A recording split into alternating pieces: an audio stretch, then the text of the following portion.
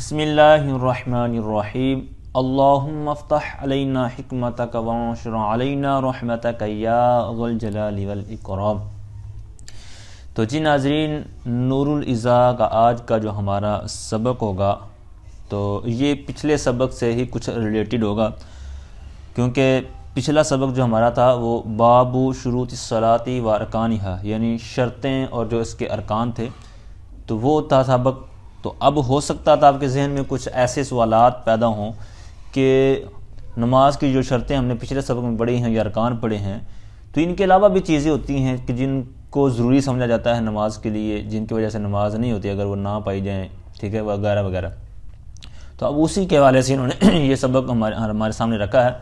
کہ فصل فی متعلقات الشروط و فروعها، یعنی شرطوں سے جو متعلقات ہیں اور اسی طرح جو فروعات ہیں، تو یہ ساری جو آپ کے ذہن میں سوالات تھے یا مسائل تھے تو انشاءاللہ یہاں پر وہ ذکر کیے جائیں گے۔ اب اس سبق کا ایک خلاصہ سن لیجئے۔ اس کے اندر جو متعلقات شروط وغیرہ جس کو انہوں نے ذکر کیا تو یہ بنیں گی تقریباً 13، جو میں نے مطلب ان کی گنتی کی ہے تو وہ اپنے حساب سے جو 13 بنتے ہیں تقریباً، ٹھیک ہے۔ پھر ضمناً جو ستر عورت کے والے سے 3 تعریفیں ہوں گی، مرد، عورت اور لونڈی کے لیے، ٹھیک ہے۔ پھر آگے جو مسئلے ہوں گے وہ ہوں گے کہ قبلہ رخ نماز پڑھی یا نہ پڑھی، یا کون نہیں پڑھ سکتا، مطلب کوئی مجبور ہو تو اس کے لیے کیا مسائل درپیش ہوں گے۔ تو یہ 6 صورتیں آگے 6 مسائل ہوں گے، ٹھیک ہے۔ تو یہ پوری جو فصل ہے ہمارا آج کا سبق ہے جس کا یہ خلاصہ تھا۔ تو آئیے بلا تک یہ سبق کا آغاز کرتے ہیں۔ تو فرماتے ہیں تجوز الصلاۃ علی لبد، لبد کہتے ہیں موٹے کپڑے کو، ٹھیک ہے، موٹا کپڑا کہ جس کے جو 2 کے قائم مقام ہو جائے نا۔ تو فرماتے ہیں نماز جائز ہے، نماز درست ہے، صحیح ہو جاتی ہے ایسے موٹے کپڑے پر وجہ کہتے ہیں چہرے کو، تو یہاں پر ہوگی سطح یعنی حصہ اس کا، وجہ الاعلی طاہر، اس کی جو اوپر والی سطح ہے، اوپر والا جو حصہ ہے وہ کیا ہے، پاک ہو۔ ایسی صورت میں کیا ہو جائے گا، نماز درست ہو جائے گی، ٹھیک ہے۔ اور فرماتے ہیں کہ والاسفل ناجس، ٹھیک ہے۔ اب جو پیچھے والا میں نے عرض کیا نا، یہ نمبر 1 تھا، جس طرح میں نے کہا نا کہ یہاں پر تقریباً 13 صورتیں بنے گی، تو نمبر 1 لب دن والا مسئلہ۔ نمبر 2 فرماتے ہیں وعلی ثوب طاہر۔ اب پچھلا مسئلہ ایک دفعہ دوبارہ سن لیجیے کہ نماز درست ہے ایسے موٹے کپڑے پر، یا نمدہ بھی اس کا لفظ کر سکتے ہیں آپ، اس پر نماز درست ہے، وجہ اس کا جو اوپر والا حصہ ہے وہ پاک ہو، والاسفل ناجس، اور نیچے والا جو حصہ ہے وہ ناپاک ہو۔ جس طرح میں نے پہلے کہا نا کہ موٹا کپڑا ہوتا ہے گویا کہ 2 کے قائم مقام ہوتا ہے، گویا کہ اتنا موٹا ہے کہ یہ 2 کپڑے ہیں، تو اب نیچے والا ناپاک ہے، اوپر والا پاک ہے، جس میں نماز ہو جائے گی۔ کیوں؟ کیونکہ اب بندہ جب اس کے اوپر نماز کھڑا ہو کے پڑھتا ہے، جس طرح پیچھے والے سبق میں نے عرض کیا تھا کہ سجدہ کرتے وقت جو اعضاء لگتے ہیں ان اعضاء کا پاک ہونا، جہاں پر لگ رہا ہے اس کا مطلب اس جگہ کا پاک ہونا، تو یہاں پر بھی اسی طرح ذہن میں رکھنا ہے اپنے کہ جب یہ موٹے کپڑے پر نماز پڑھے گا جس کا نیچے والا ناپاک ہے، تو اب جب یہ سجدہ کرے گا یا کھڑا ہوگا، جو بھی اس کے اعضاء لگیں گے تو وہ نیچے سے جو نجاست ہے اس کا موٹا کپڑا ہونے کی وجہ سے وہ اوپر نہیں آئے گی، تو جب اوپر نہیں آئے گی تو گویا کہ وہ اس کے ساتھ اس کا تعلق ہی نہیں ہے نا، تو اس طرح اس کی نماز اس کے اوپر ہو جائے گی۔ تو آگے نمبر 2 فرماتے ہیں وعلی ثوب طاہر، اور ایسے پاک کپڑے پر بھی نماز پڑھنا اس کے لیے درست ہوگا، جائز ہوگا۔ وبطانتہ، جس کا اندر سے ناجست، نجاست والا ہے، اس کا اندر والا حصہ ناپاک ہے، نجس ہے، لیکن اس سے شرط لگا رہے ہیں، کہتے ہیں اذا کان غیر مدرب، جبکہ وہ سلا ہوا نہ ہو، چپکا ہوا نہ ہو، مطلب 2 ہی جلدیں ہوں اس کی۔ پیچھے والا موٹا کپڑا تھا تو اس کے اندر یہ شرط نہیں لگائی تھی، اب یہ اس سے ہٹ کر ہے، تو فرماتے ہیں کہ پاک کپڑے پر نماز درست ہے، لیکن کہتے ہیں اس کا اندر والا حصہ کیا ہے، نجس ہے، لیکن شرط لگا دی کہ اذا کان غیر مدرب، جبکہ وہ سلا ہوا نہ ہو یا چپکا ہوا نہ ہو، ٹھیک ہے۔ کیونکہ اگر چپکا ہوا ہوگا یا سلا ہوا ہوگا تو گویا کہ وہ ایک کپڑے کے قائم مقام ہو جائے گا، ٹھیک ہے، کیونکہ یہ اتنا موٹا نہیں ہے لبد کی طرح، تو لہٰذا اس کے اندر شرط لگا دی کہ وہ سلا ہوا نہ ہو۔ آگے نمبر 3، آپ بھی یہ نشانات اگر کاؤنٹنگ کے حساب سے لگاتے جائیں گے تو آپ کو یہ عبارت سمجھنے میں اور یاد کرنے میں آسانی رہے گی، ٹھیک ہے۔ تو یہ میں نے اپنے حساب سے مسائل کو ترتیب دیا ہے، مطلب کی گنتی کی ہے تو آپ اسی طرح یا اپنے حساب سے ضرور ان کو کیجیے گا تاکہ مسئلے واضح ہو جائیں۔ تو نمبر 3 وعلی طرف طاہر، اور ایسی پاک طرف پر یعنی کنارے پر، ایسے پاک کنارے پر نماز پڑھنا جائز ہے۔ وَإِن تَحَرَّكَ الطَّرْفُ، اگرچہ جو طرف نجس ہے نا، ناپاک نارا ہے، وہ حرکت کرے بحرکتی ہی، اس پاک کے حرکت کی وجہ سے، علی الصحیح ہی، صحیح قول کے مطابق۔ مطلب یہ ہے کہ اب جائے نماز ہوتی ہے، ٹھیک ہے، مصلی ہوتا ہے، ٹھیک ہے، یا کوئی اور چٹائی ہے، یا کوئی ایسی نماز بڑی ساری ہے کہ ایک حصے پر آپ اگر کھڑے ہوتے ہیں لیکن وہ ایک ہی مطلب پوری، جس طرح جائے نماز سمجھ لے بڑے سائز میں ہو، تو آپ ایک سائڈ پہ کھڑے ہو کر نماز پڑھ رہے ہیں اور ساتھ میں ناپاک بھی ہے، ٹھیک ہے، جس پر آپ کا حصہ وغیرہ، آپ کا جو نماز پڑھنا اس پر کوئی ٹچ وغیرہ نہیں ہو رہا، تو اب آپ اپنی اس حصے پر نماز پڑھ رہے ہیں، تو اس حرکت کی وجہ سے وہ بھی حرکت کر رہا ہے، ناپاک حصہ بھی جو ساتھ آپ کی لیفٹ طرف ہے یا رائٹ طرف ہے، تو اس کا حرکت کرنا، اس پاک جو چٹائی ہے، پاک حصہ ہے، تو اس کی وجہ سے حرکت کرنا اس کو کوئی غلط نہیں کرے گا یا اس کو مانے نہیں ہوگا، ٹھیک ہے، تو اس صورت میں آپ کی نماز درست ہو جائے گی، ٹھیک ہے۔ آگے نمبر 4 کہتے ہیں وَلَوْ تَنَجَّسَ أَحَدُ طَرْفَيْ عِمَامَتِهِ، اب ہی ضمیر جائے گی نمازی کی طرف، اب ترجمہ بھی یہاں سے شروع کریں گے ہی سے۔ اور اگر نمازی کے امامے کی 2 جو کنارے ہیں، طرفیں ہیں، ان میں سے ایک، یہ طرفین تھا نا، تو اضافت کی وجہ سے نون گرا تو طرفی رہ گیا، اگر نمازی کے امامے کے 2 کناروں میں سے ایک کنارہ ناپاک ہو جائے، ٹھیک ہے، ناپاک ہو جائے، تو پھر اس نے کیا کیا، کہتے ہیں فَأَلْقَاهُ، تو اس نے ایک کو ڈال دیا نیچے، مطلب نیچے رکھ دیا، وَأَبْقَى الطَّاهِرَ، اور جو پاک حصہ تھا ناپاک کو نیچے رکھ دیا، اور پاک اس نے اوپر یوز کیا اپنے سر وغیرہ پر، علی رأسی، ٹھیک ہے، سر پر، وَلَمْ يَتَحَرَّكِ النَّجَسُ، اور نجس جو حصہ نیچے اس نے رکھا ہے، بِحَرْكَتِهِ، وہ حرکت نہیں کرتا اس کی حرکت سے، ٹھیک ہے، پاک کی حرکت سے ناپاک حرکت نہیں کرتا، تو اس صورت میں نماز جائز ہو جائے گی، گویا کہ وہ اس کے ساتھ اس کا تعلق ہی نہیں ہے، اور اگر وہ حرکت کرے گا جس طرح کہ آگے کہہ رہے ہیں وَإِن تَحَرَّكَ لَا تَجُوزُ، اگر اس نے حرکت کی، مطلب سر پہ پاک حصہ ہے، دوسرا نیچے اس نے رکھا ہوا ہے، لٹکایا ہوا ہے جو نیچے زمین پر رکھا ہوا ہے، اور اگر وہ اس کی حرکت کر رہا ہے تو گویا کہ وہ اس کے ساتھ ہی اس کا تعلق ہے، اور گویا کہ یہ اس کو اٹھائے ہوئے ہے، مطلب اس نے نمازی نے ناپاک حصہ بھی اٹھایا ہوا ہے، ٹھیک ہے، تو پھر اس صورت میں اس کی نماز نہیں ہوگی، اور اگر اس کے ساتھ وہ حرکت نہیں کر رہا تو گویا کہ اس کا اس نمازی کے ساتھ، اس پاک حصے کے ساتھ تعلق ہی نہیں ہے، تو جب تعلق نہیں ہے تو گویا کہ اس کے ساتھ ہی نہیں ہے، تو اس طرح اس کی نماز بھی درست ہو جائے گی، ٹھیک ہے۔ آگے نمبر 5 کہتے ہیں وَفَاقِدُ مَا يُزِيلُ بِهِ النَّجَاسَةَ يُصَلِّي مَعَهَا وَلَا عِعَادَةَ عَلَيْهِ، فاقد یہ فقدان سے نا، مطلب جس طرح چینی کا فقدان، جناب فلاں چیز کا فقدان، یعنی کمی ہوگی یا نہیں پایا جا رہا، ٹھیک ہے، تو یہاں پر اسی معنی میں ہوگا کہ نہ ملنا، نہ پایا جا رہا ہو، کس کا، کہتے ہیں جو چیز زائل کر سکے، ما یزیل بہ النجاسۃ، جس کے ذریعے نجاست کو دور کر سکے نمازی، وہ نہیں پا رہا، ٹھیک ہے، تو پھر کیا کرے گا، یصلی، وہ نماز پڑھے گا، معہا، اسی کے ساتھ، یعنی بدن پر لگے گی، لگی ہوئی کوئی نجاست کے کپڑے پر، تو اسی طرح وہ نماز پڑھ لے، اور اس طرح نماز اگر اس نے پڑھ لی تو اس کو پھر دوبارہ پڑھنا بھی اس کے لیے ضروری نہیں ہوگا، ٹھیک ہے۔ اچھا، اب آگے اسی پر مسائل چلائیں گے۔ نمبر 6 ولا علی فاقد ما یستر عورتہ ولا حریرا او حشیشا او طینا، یہ نمبر 6 ہے، تو کہتے ہیں نہ اس کے پائے جانے پر نماز کا اعادہ اس کے لیے ہے، ٹھیک ہے، ولا کے بعد اعادہ محذوف نکالیں گے، اور نہ اس پر اعادہ کرنا جائز اس کے لیے ذمہ ہے کہ جو نہ پائے اس چیز کو جس سے وہ شرمگاہ کو چھپائے، ٹھیک ہے، یہاں تک کہتے ہیں حریرن حشیشن تینن، حریر کہتے ہیں ریشم کو، حشیش کہتے ہیں گھاس کو، ٹھیک ہے، اس طرح، اور تین یہ گارے کو کہتے ہیں، مٹی، گیلی مٹی، یعنی کپڑے وغیرہ نہیں ہیں، تو پھر اب ریشم حرام ہے، ٹھیک ہے نا، مردوں کو اب ریشم کا یوز استعمال حرام ہے، تو یہاں پر فرما رہے ہیں کہ وہ بھی نہیں کر سکتا نا، اگر اس کے پاس یہ بھی نہیں ہے نا ریشم، تو یعنی اس صورت میں یہ 3 چیزیں جو پہلے درست نہیں تھیں، جس طرح ریشم کی بات ہو رہی ہے، لیکن کوئی اور چیز اس کے پاس نہیں ہے، یہاں تک کہ ریشم بھی نہیں ہے، ٹھیک ہے، یا حشیشن، یا گھاس وغیرہ بھی نہیں ہے کہ جس کے اوپر مطلب اپنے جسم پر لگا سکے، چپکا سکے، او تینن، یا پھر کہتے ہیں گارا بھی نہیں ہے، یعنی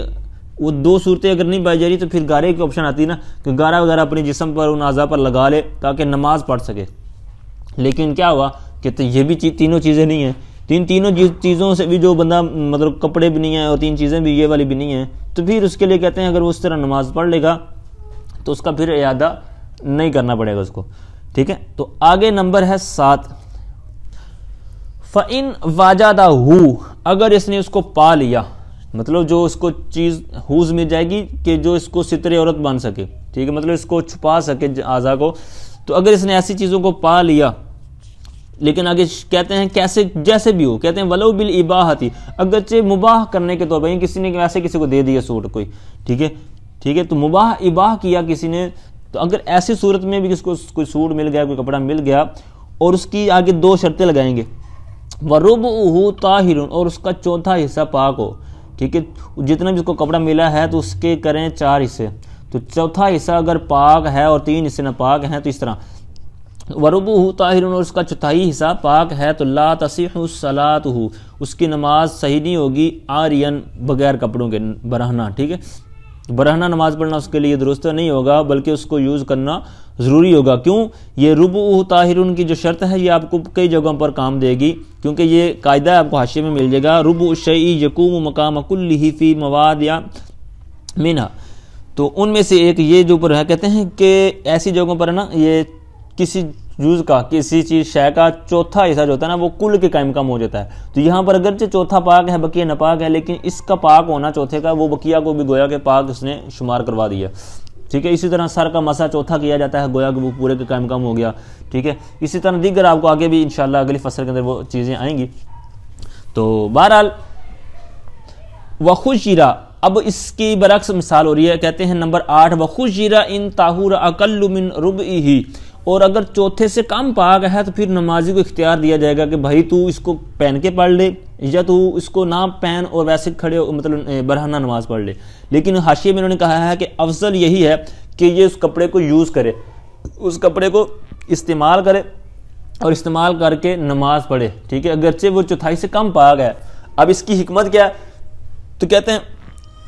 اس سے ستر عورت بھی ہو جائے گا اور ساتھ میں اس کو رکوع اور سجود کرنا بھی نصیب ہو جائے گا، ٹھیک ہے، کیونکہ اگر اس کے پاس کپڑے نہیں ہیں تو پھر اس کے لیے آگے الگ مسائل آ رہے ہیں کہ کس کے پاس کپڑے بھی نہیں ہیں تو وہ کیسے نماز پڑھے، ٹھیک ہے، کیونکہ پھر اس کو رکوع اور سجود وغیرہ کی سعادت نہیں ملے گی۔ تو اب یہ ناپاک کپڑے جو پہن کا پڑے گا تو اس میں زیادہ اس کو چیزیں مل جائیں گی، ٹھیک ہے، قیام بھی مل جائے گا وغیرہ وغیرہ، جو آپ کو چیزیں اس حاشیے میں مل جائیں گی۔ آگے ہے نمبر 9، کہتے ہیں وَصَلَاتُهُ فِي ثَوْبٍ نَجَسِ الْكُلِّ، کہتے ہیں اس کی نماز، ٹھیک ہے، نمازی کا جو نماز ہے کس میں، کہتے ہیں ایسے کپڑے میں کہ جس کا کل ہی ناپاک ہے، ٹھیک ہے۔ اب ترتیب کے ساتھ یہ مسائل آگے چلا رہے ہیں نا، ٹھیک ہے، تو پھر اسی طرح چلتے چلتے برہنہ تک پہنچیں گے۔ اچھا، کہتے ہیں کہ نمازی کی نماز ایسے کپڑے میں جس کا کل ناپاک ہے، تو کہتے ہیں احبو، یہ سب سے زیادہ محبوب ہے اس سے من صلاتہ عریانا، اس کا برہنہ نماز پڑھنے سے، ٹھیک ہے، مطلب جس طرح پچھلا 8واں مسئلہ تھا کہ ناپاک کپڑے پہن کے پڑھ لے، تو اسی طرح یہاں کہہ رہے ہیں کہ اس کا نماز پڑھنا یہ زیادہ پسندیدہ ہے، احبو، ٹھیک ہے، یہ اس میں تفضیل مین کے ساتھ استعمال ہو رہا ہے، تو ننگا پڑھنے سے، ٹھیک ہے۔ اچھا، آگے نمبر 10 کہتے ہیں وَلَوْ وَجَدَ مَا يَسْتُرُ بَعْدَ الْعَوْرَةِ وَجَبَ اسْتِعْمَالُهُ وَيَسْتُرُ الْقُبُولَ وَالدُّبُرَ۔ اب نمبر 10 میں کہہ رہے ہیں کہ اگر بندے کو اتنا کپڑا ملا، ٹھیک ہے، وَلَوْ وَجَدَ، اگر اس نے پایا اتنا کپڑا جو چھپا سکے اس کی شرمگاہ کے بعض حصے کو، ٹھیک ہے، مطلب اتنا کپڑا کس طرح اس کو مل گیا کہ بعض حصہ ہی چھپا سکتا ہے، تو کہتے ہیں اس کا استعمال کرنا، یعنی اس کو نماز کے لیے جس مقصد کے لیے اس کو یہ ملا ہے تو اس کا استعمال کرنا ضروری ہے، لازم ہو جائے اس کے اوپر، واجبہ لازمہ کے معنی میں، اور پھر اس کو استعمال کرے تو چھپائے کیا، کہتے ہیں قبول، یعنی آگے والا حصہ، آگے والی جو شرمگاہ ہے وہ دبر، اور پیچھے والا، تو اس کو چھپانا اس کے لیے ضروری ہو جائے گا، ٹھیک ہے، اگرچہ مطلب ناف سے گھٹنے سمیت تک وہ شرمگاہ جس طرح کہ آگے تعریف آ رہی ہے مرد کے لیے، لیکن پھر شرمگاہ ستر عورت میں بھی مطلب بعض زیادہ ضروری ہیں اور بعض اس سے ہلکی ہیں، تو بہرحال اسی لحاظ سے یہاں پر انہوں نے بیان کیا، اس کی حکمتیں بھی آگے آ رہی ہیں۔ اچھا، یہاں تک 10 نمبر ہوا، آگے نمبر 11 کہ اگر کپڑا اتنا بھی نہیں ملا، فَإِن لَمْ يَسْتُرْ اگر اتنا کپڑا ملا ہے کہ وہ چھپا نہیں سکتا، مگر کس کو چھپا سکتا ہے؟ کہتے ہیں الا احدہما، مگر ان دونوں میں سے کسی ایک کو چھپا سکتا ہے، یعنی قبول اور دبر میں سے ایک حصہ چھپ سکتا ہے، اتنا کپڑا نصیب ہوا۔ تو کہتے ہیں پھر دو قول ہیں کہ کس کو چھپائے، اور دونوں کی کتنے میں عرض کرتا ہوں۔ قیلا، بعض نے کہا، کہتے ہیں یستر الدبر، دبر کو چھپائے، یعنی پیچھے والے مقام کو چھپائے،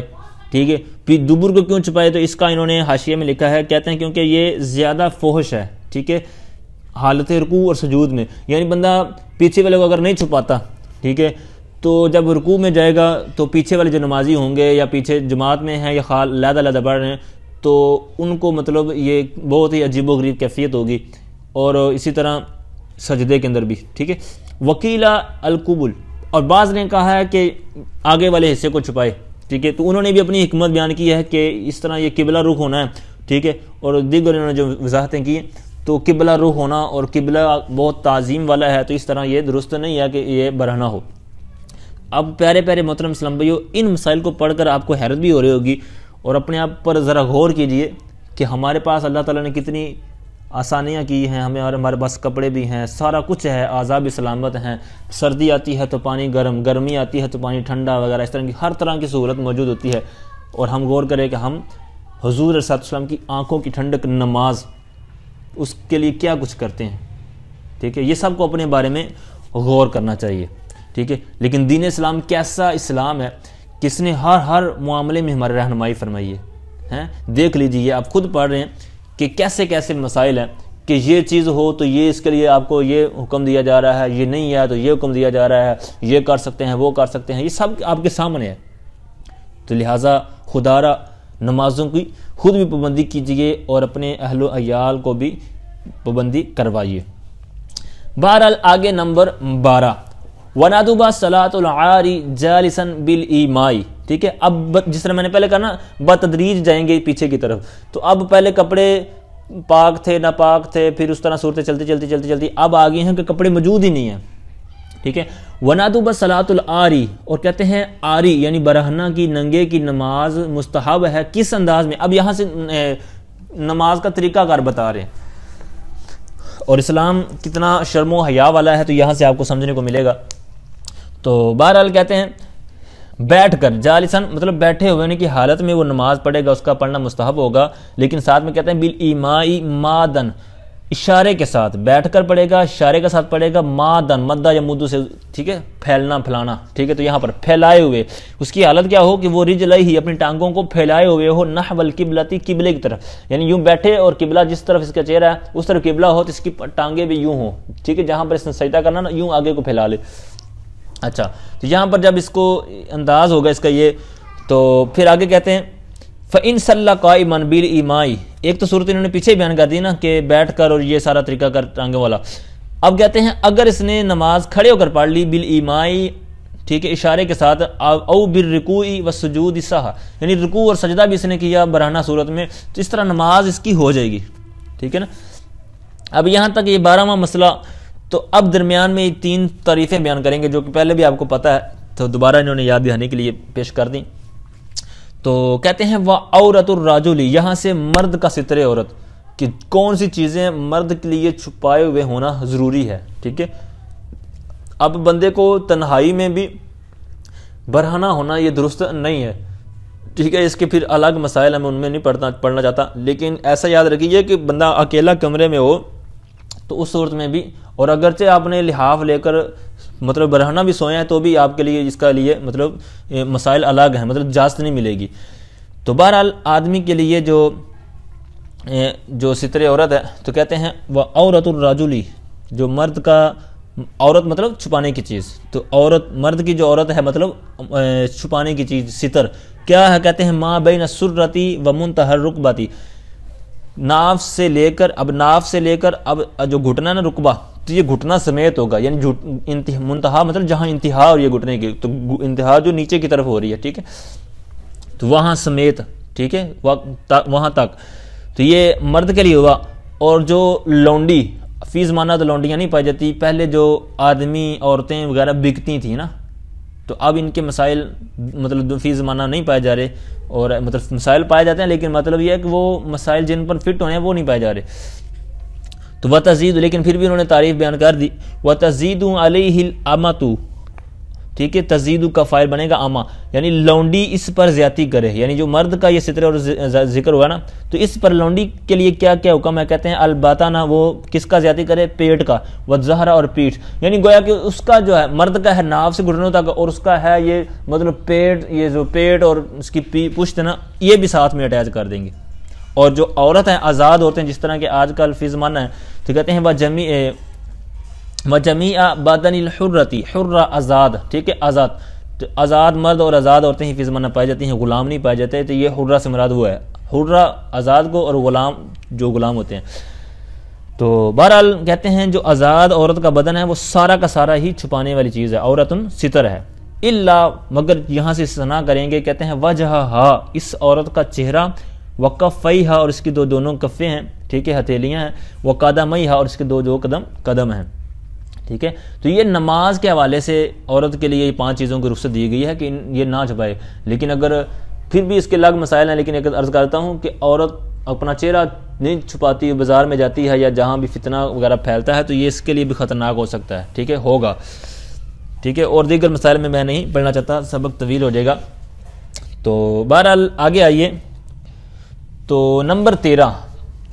وکشف ربع عضو من اعضاء العورت،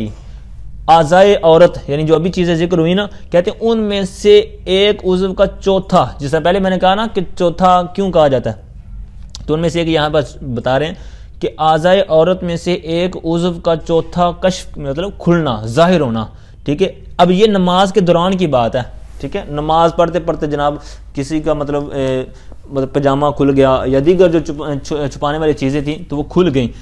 ٹھیک ہے، تو پھر کیا مسئلہ ہوگا، کہتے ہیں یمنعو، چوتھا حصہ کھل گیا اعضائے عورت میں سے، ٹھیک ہے۔ اب اعضائے عورت خواہ مرد کے ہوں، چاہے لونڈی کے ہوں، چاہے عورت کے ہوں، تو یہ سب کے لیے ہے،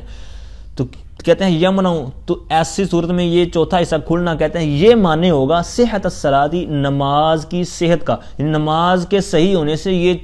کھلنا چوتھا حصہ معنی ہوگا، یعنی نماز نہیں ہوگی۔ اب یہاں پر یاد رکھیے، ایسا نہیں کہ جناب تھوڑا سا کھلا چوتھا حصہ گرچہ کھل گیا تو جناب فوراً نماز ٹوٹ گئی، نہیں، بلکہ علماء اور فقہاء جو کتابوں میں لکھ گئے ہیں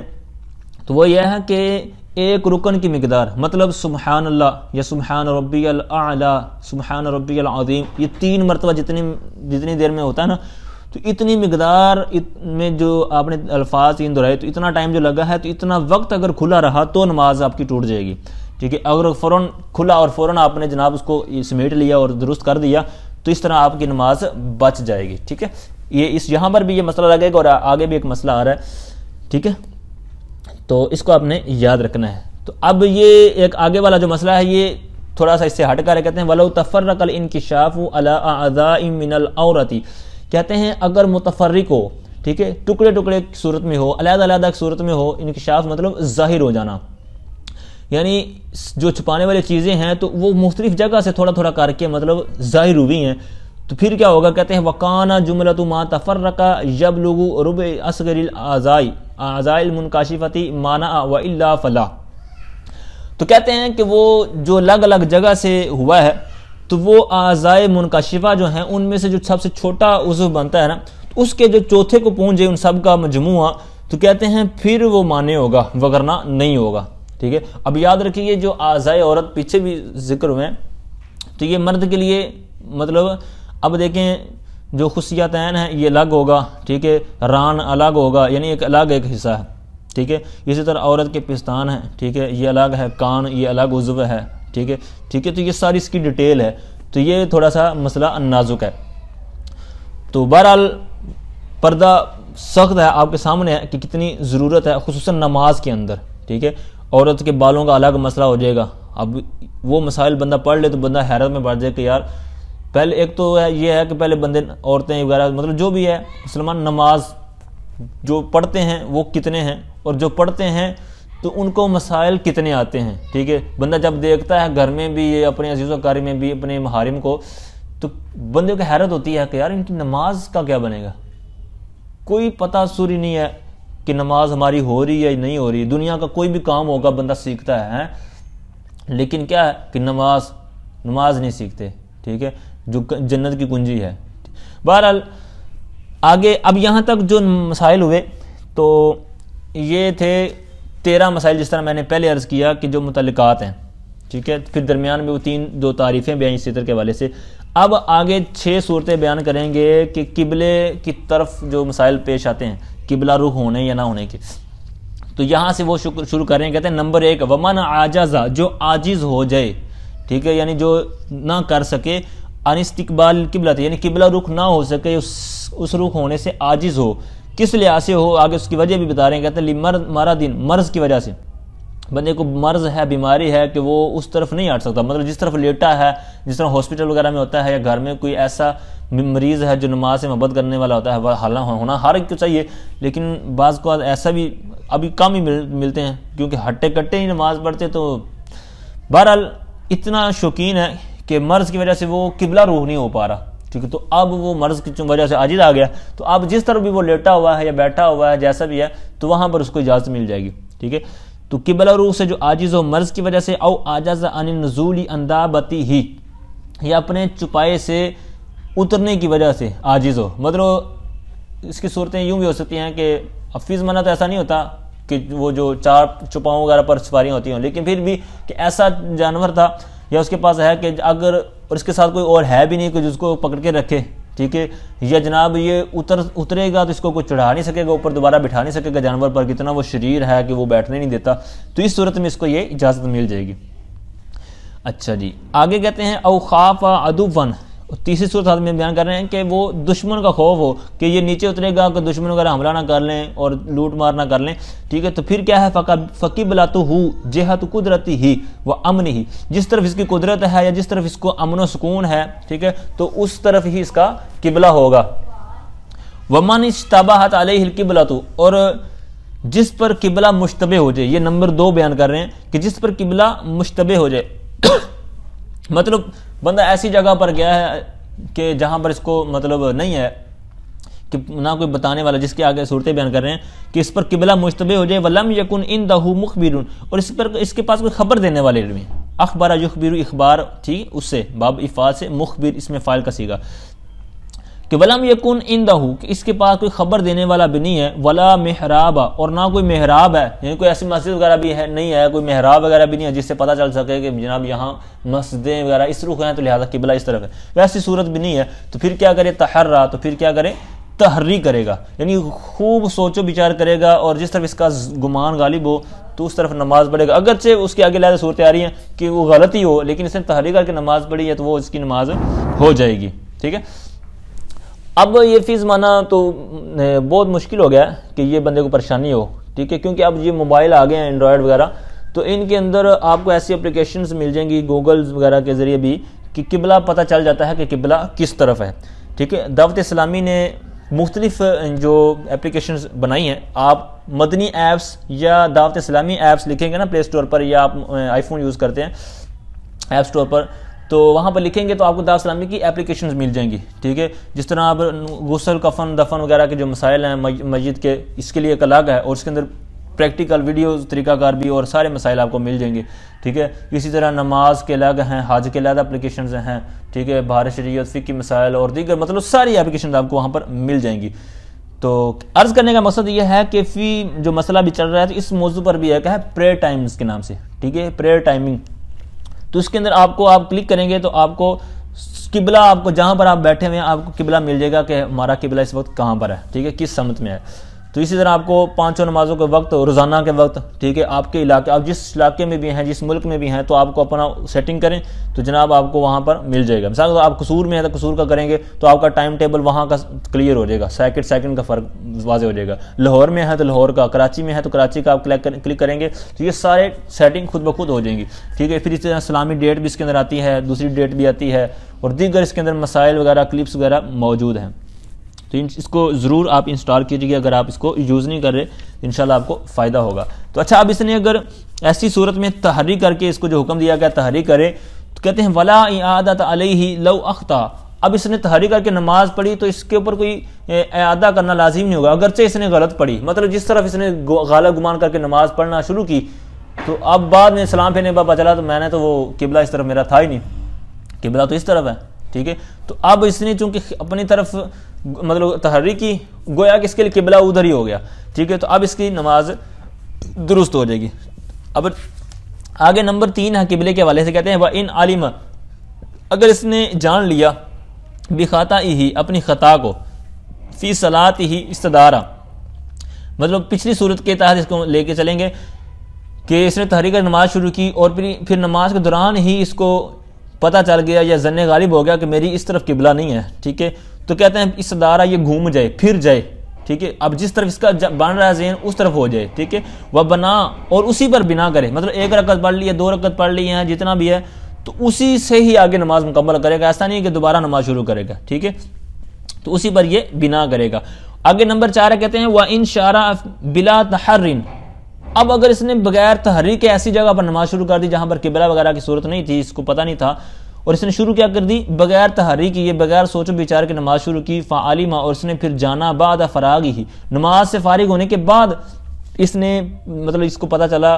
کہ انہ اصابہ, کہ اس نے صحیح نماز پڑھ لیا, یعنی تحریک نہیں کی تھی اور اس نے نماز پڑھ صحیح پائی, اس کو مطلب صحیح ہو گیا اس کا مطلب نماز کا رخ. تو صحت, کہتے ہیں اس طرح نماز اس کی درست ہو جائے گی. کیوں درست ہو جائے گی؟ کیونکہ قبلہ تو پایا گیا نا, اگرچہ اس نے تحریک نہیں کی, ٹھیک ہے. آگے اس کا برعکس آ رہا ہے, کہتے ہیں وَإِنْ عَلِمَ بِإِصَابَتِهِ فِيهَا,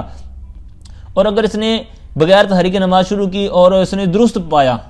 ٹھیک ہے. عَلِمَ بِإِصَابَتِهِ فِيهَا, مطلب اس نے اپنی اصابت یعنی کامیابی یا جس طرح نا درستگی پانا, درستگی کا اس کو علم ہو گیا نماز کے اندر, فاسدت کا, اس کی نماز فاسد ہو جائے گی, ٹھیک ہے.